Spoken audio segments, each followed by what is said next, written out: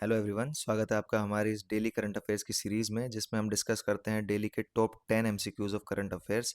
और पिछले 2-3 वीडियोस की पीडीएफ मैंने जो है वो टेलीग्राम ग्रुप पे नहीं डाली थी, वो आज मैं सारी एक साथ पीडीएफ डाल दूंगा, तो आप वहां से इनको डाउनलोड कर लेना। तो आज का सेशन हम शुरू शुरू करते हैं और बिना टाइम वेस्ट किए हम चलते हैं पहले क्वेश्चन के ऊपर। हमारा पहला क्वेश्चन है, under the recent comprehensive economic partnership agreement between India and Oman, the permissible limit for employing Indian nationals in companies in Oman has been increased from the earlier 20% to what percentage? Bharat और Oman के बीच हाल ही में हुए व्यापक आर्थिक भागीदारी समझौते के तहत ओमान में कंपनियों में भारतीय नागरिकों को रोजगार देने की सीमा जो है वो पूर्व के 20% से बढ़ाकर कितना प्रतिशत कर दिया गया है? तो इसका हमारा आंसर होने वाला है 50%। इंडिया और ओमान ने एक नया comprehensive economic partnership agreement sign किया है, जिसमें इंडियन वर्कर्स के लिए एक बड़ी खुशखबरी है, जो कि इंडियन नेशनल्स को हायर करने की लिमिट ओमान के अंदर है, वो 20% से बढ़ाकर 50% कर दी गई है। इस एग्रीमेंट में एक चीज़ और भी आप ध्यान रख सकते हो कि इसमें स्टैंड स्टिल क्लोज भी बताया गया है, जिसका मतलब ये होता है कि फ्यूचर में ओमान जो है वो इस 50% के लिमिट को कम नहीं कर पाएगा। ठीक है। और इंट्रा कोऑपरेट ट्रांसफरीज के लिए वीज़ा वैलिडिटी जो है वो भी 4 साल से बढ़ा दी गई है, यानी कि 4 साल कर दी गई है। और इंडिया और ओमान के बीच में कुछ मिलिट्री एक्सरसाइजेज भी होती हैं जिनके नाम आप याद रख सकते हो, जैसे अल निजा या अल नजा, और एक है ईस्टर्न ब्रिगेड।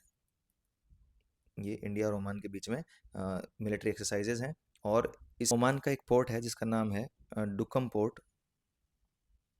इंडिया को इस पोर्ट की एक्सेस मिली हुई है, जो स्ट्रेटेजिक रूप से हमारे लिए बहुत इंपॉर्टेंट है, तो ये भी आप ध्यान रख सकते हो। तो अब हम फटाफट से चलते हैं हमारे नेक्स्ट क्वेश्चन के ऊपर। Which institution became the first AIMS in India to host a Gen Z post office as part of the Department of Post Modernization Drive? यानी कि डाक विभाग के आधुनिकीकरण अभियान के हिस्से के रूप में जेन जी पोस्ट ऑफिस की मेजबानी करने वाला भारत का पहला एम्स कौन सा बन गया है? तो इसका आंसर हमारा होने वाला है एम्स विजयपुर। एम्स विजयपुर जो है वो जम्मू कश्मीर में स्थित है, और ये पहला एम्स बन गया है जहाँ जेन जी पोस्ट ऑफिस खोला गया है।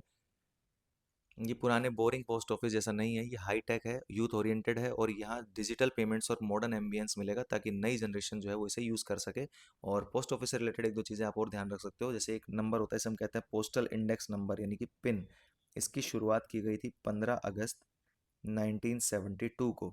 और पहला एम्स जो बनाया गया था, पहला एम्स हमारा बनाया गया था 1956 के अंदर, पहला एम्स बनाया गया था, तो ये आप ध्यान रख सकते हो। तो इसी के साथ अब हम चलते हैं हमारे नेक्स्ट क्वेश्चन के ऊपर।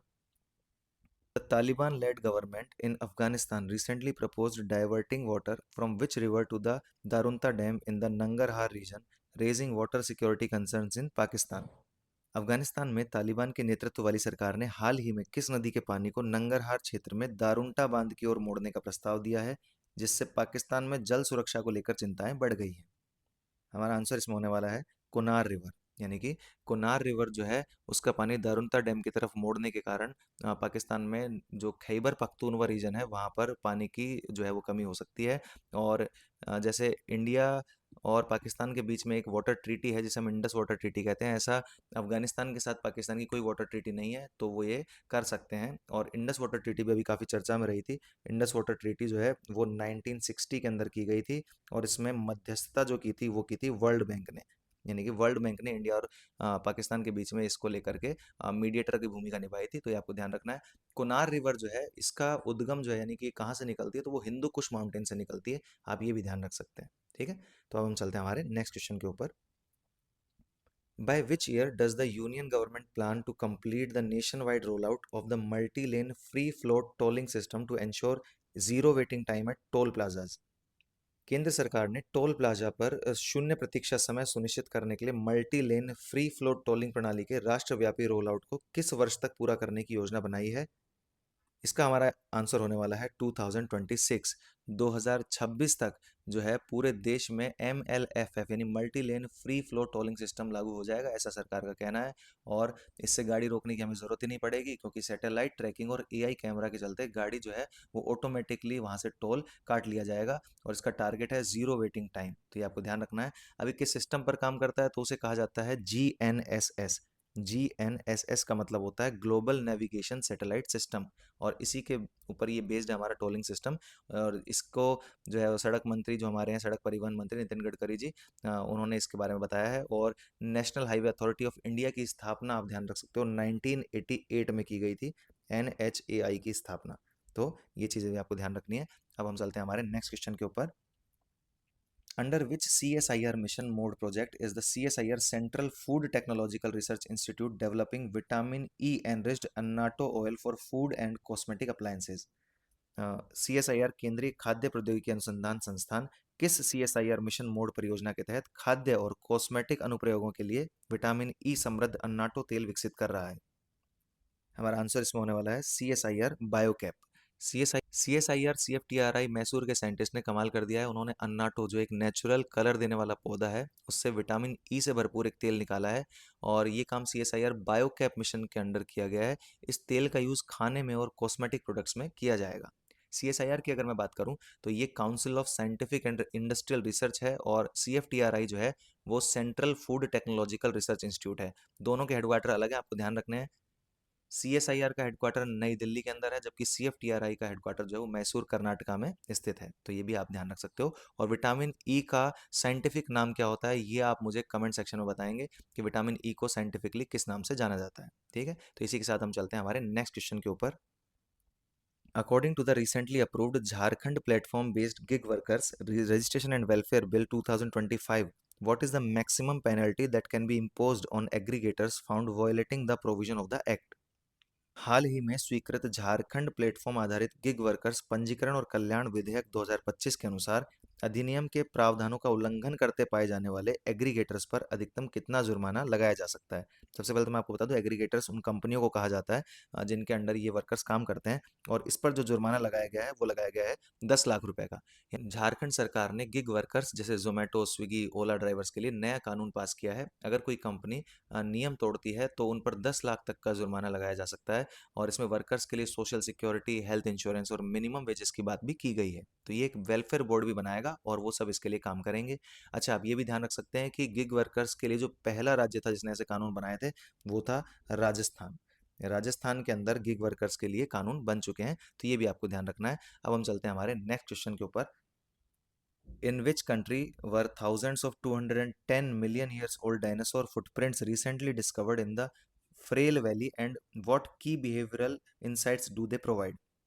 हाल ही में किस देश की फ्रेल वैली में 21 करोड़ साल पुराने डायनासोर के हजारों पैरों के निशान खोजे गए, और वे किस प्रमुख व्यवहारिक अंतर्दृष्टि का संकेत देते हैं?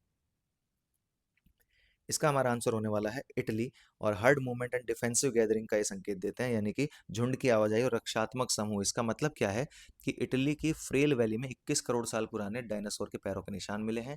ये निशान प्रोसेरोपोड्स यानी कि लंबी गर्दन वाले डायनासोर के हैं। इनसे पता चलता है कि ये जानवर अकेले नहीं बल्कि झुंड में रहते थे, और अपने बच्चों की सुरक्षा के लिए यानी उनको बचाने के लिए ग्रुप बनाते थे। तो ये आपको ध्यान रखना है।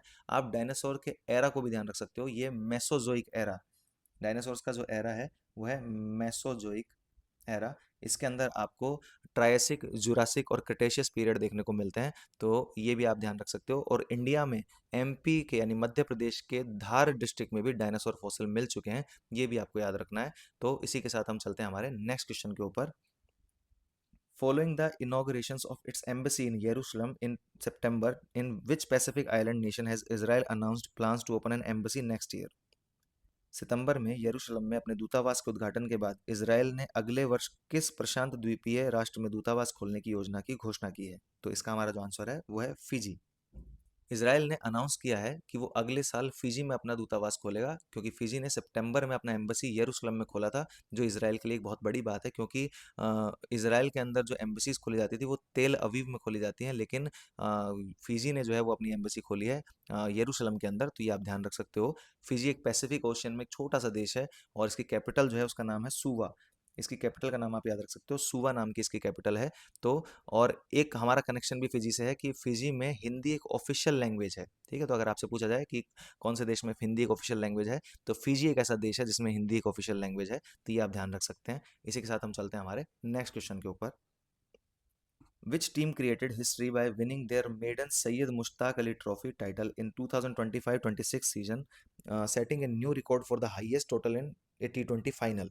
किस टीम ने 2025-26 में अपना पहला सैयद मुश्ताक अली ट्रॉफी खिताब जीतकर और T20 फाइनल में सबसे बड़े स्कोर का नया रिकॉर्ड बनाकर इतिहास रचा है? तो इसका हमारा आंसर है झारखंड। झारखंड की टीम ने पहली बार सैयद अली मुश्ताक ट्रॉफी जो है वो जीत ली है और फाइनल में उन्होंने हरियाणा को हराया। झारखंड ने 262 रन बनाए इस T20 फाइनल के अंदर, जो T20 फाइनल हिस्ट्री का सबसे बड़ा स्कोर बन गया है। ईशान किशन ने इसमें एक शानदार सेंचुरी लगाई जिसमें उन्होंने 101 रन बनाए। अगर मैं बात करूं सैयद अली मुश्ताक ट्रॉफी की, तो ये एक डोमेस्टिक T20 टूर्नामेंट है जो बीसीसीआई आयोजित करवाता है। और सैयद मुश्ताक अली जो थे, ये पहले ऐसे इंडियन क्रिकेटर थे जिन्होंने विदेशी धरती पर टेस्ट सेंचुरी लगाई थी, और वो 1936 के अंदर इन्होंने ये कारनामा किया था। तो उन्हीं के नाम पर ये जो है ट्रॉफी करवाई जाती है, तो इसके बारे में आपको ध्यान रखना है। अभी के साथ हम चलते हैं हमारे नेक्स्ट क्वेश्चन के ऊपर। तो नेक्स्ट क्वेश्चन जो हमारा है वो आज का लास्ट क्वेश्चन भी है। The securities and exchange board of India SEBI recently allowed which type of debt instrument to be issued in smaller denominations of 10,000 rupees to encourage retail participation? भारतीय प्रतिभूति और विनिमय बोर्ड ने हाल ही में खुदरा भागीदारी को प्रोत्साहित करने के लिए किस प्रकार के ऋण साधन को 10,000 रुपए के छोटे मूल्य वर्ग में जारी करने की अनुमति दी है? हमारा आंसर है zero coupon board. Zero coupon bond जो है, उसमें सेबी ने रिटेल इन्वेस्टर्स के लिए बॉन्ड मार्केट खोल दिया है। अब जीरो कूपन बॉन्ड को 10,000 रुपए के डिनोमिनेशन में भी इशू किया जा सकता है, और जीरो कूपन बॉन्ड पर ब्याज नहीं मिलता, ये डिस्काउंट पर मिलता है। यानी कि अगर आपने 9,000 रुपए में एक जीरो कूपन बॉन्ड खरीदा है जिसकी वैल्यू 10,000 रुपए है, तो उसकी मैच्योरिटी पर आपको पैसे मिलेंगे वो होंगे 10,000 रुपए। यानी कि ये जो डिफरेंस होता है वही इसका जो होता है प्रॉफिट होता है, ये आपको ध्यान रखना है। जीरो कूपन बॉन्ड जो है वो उसके बीच के फ़र्क के प्रॉफिट पर ही काम करते हैं। और इसी के साथ अगर मैं बात करूँ सेबी की, तो सेबी का हेडक्वार्टर जो है वो मुंबई के अंदर है, और इसके जो चेयरपर्सन है उनका नाम है तुहिन कांत पांडे। और सेबी की स्थापना 1988 में हुई थी, और इसे एक स्टेचुटरी बॉडी बनाया गया 1992 के अंदर। तो ये आप ध्यान रख सकते हैं। और इसी के साथ आज के हमारे क्वेश्चंस जो हैं वो यहीं पे समाप्त होते हैं। और अगर आपको ये वीडियो पसंद आई हो तो आप इसे लाइक करें, आप इस चैनल को सब्सक्राइब कर सकते हैं, अपने कमेंट बता सकते हैं, और जो भी आपके सुझाव हो वो भी आप बता सकते हैं। और इससे रिलेटेड जो भी पीडीएफ होगी वो मैं टेलीग्राम चैनल पर आज अपडेट कर दूंगा, तो वहाँ से जाकर के आप इसको डाउनलोड भी कर सकते हैं। तो इसी के साथ हम मिलते हैं हमारी नेक्स्ट क्लास के अंदर। तब तक के लिए थैंक यू।